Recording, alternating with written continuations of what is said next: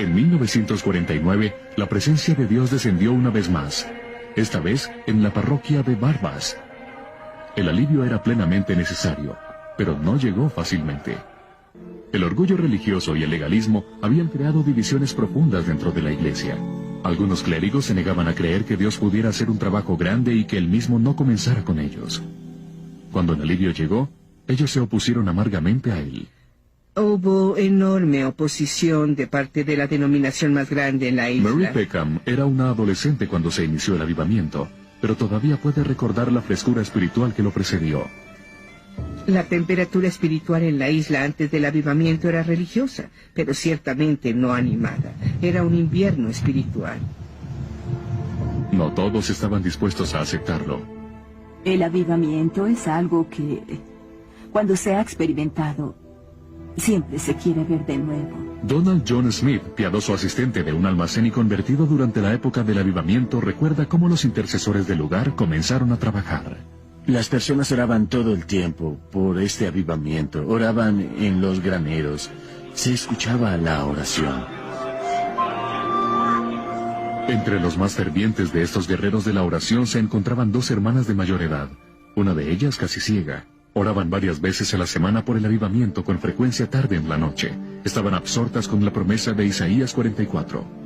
Porque yo derramaré agua sobre el sequedal y ríos sobre la tierra árida. Una de ellas no podía salir de casa y se encontraba en su lecho. Yo solía leer la Biblia y solía orar con ellas, y se sentía la presencia del Señor. Ellas conocían a su Señor. Retados por la fe de estas piadosas mujeres, 7 líderes de la iglesia se reunieron para orar en un granero cercano. Durante meses le rogaron a Dios que alimentara un apetito mayor por su presencia. Ese fue el momento que definió los comienzos del avivamiento. Era a mediados del año 1949. A medida que los ancianos continuaban su trabajo en el granero, comenzaron a percatarse de luces en graneros y granjas cercanas encendidas hasta tarde en la noche. Algunas nunca se apagaban. El apetito de las personas por Dios había superado su deseo de dormir. Los ancianos se dieron cuenta que sus oraciones habían sido respondidas. Era una comunidad que oraba. Sus rostros con lágrimas. Había tal expectativa, tanto deseo. Sus oraciones eran de penuria, oraciones de dolor. Tanto anhelo que Dios viniera. Y Dios respondió. Sin nada más que lo demorara, Jehová se acercó. La noche previa algo muy significativo había sucedido. En la atmósfera de la casa había algo bastante extraño, casi fantasmagórico. Sentimos este poder y después hasta los platos estaban temblando. Era como si el Señor hubiese descendido con un viento poderoso. La casa tembló con el poder de la oración y la presencia del Señor. Y la gente temía porque este era un suceso sobrenatural. La gloria Shekinah de Dios descendió sobre la comunidad.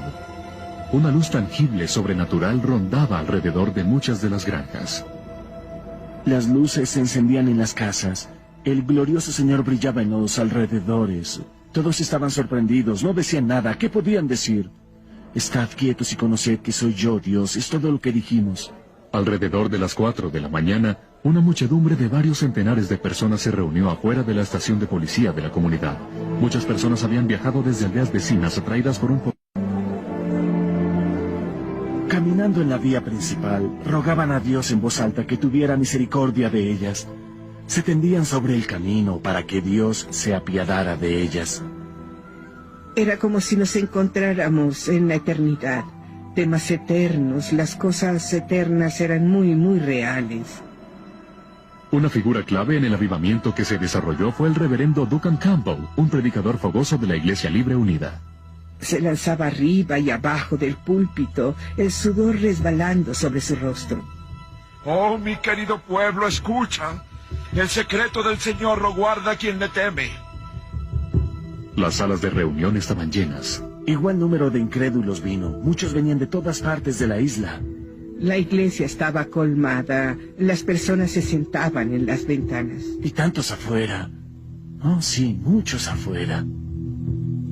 Puedes hacer a una comunidad consciente de las cruzadas, decía el fogoso avivador. Pero solo Dios puede hacer a una comunidad consciente de Dios. Verás que la presencia de Dios pone el programa en vuelo. No un evangelista, ni un esfuerzo especial, nada organizado sobre las bases del esfuerzo humano, pero sí la conciencia de Dios, que ha atrapado a toda la comunidad.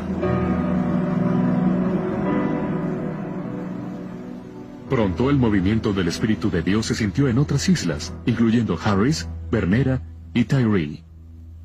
Pero el avivamiento de Lewis del norte fue el que Jean Blanchard mejor recuerda. El año fue 1957. Hubo una conciencia del poder de Dios que trabajaba a través de la isla. Cada noche se salvaban personas, se transformaban vidas. Solo podíamos decir Dios descendió. A medida que las noticias del avivamiento se diseminaban, varios reporteros llegaron a la isla para el tiempo de Navidad. Al llegar a su hotel, eran escoltados rápidamente al bar por el propietario. Decían, miren, todo este alcohol está aquí. Explicó que la gente no venía, iban a las reuniones. Las reuniones de avivamiento arruinaron sus ventas. Se escuchaban quejas similares alrededor de la isla. El estilo de vida cambió, no hay duda de eso. Las tabernas de la aldea desaparecieron gradualmente, una a una. Con el poder del avivamiento, se afectó a toda la comunidad. No se podía ser indiferente a lo que sucedía. Era como si hubiese un dosel de conciencia de Dios sobre la isla. Hubo una transformación completa, y la gente en el mundo lo sabía. Dios había llegado. Esa era la respuesta.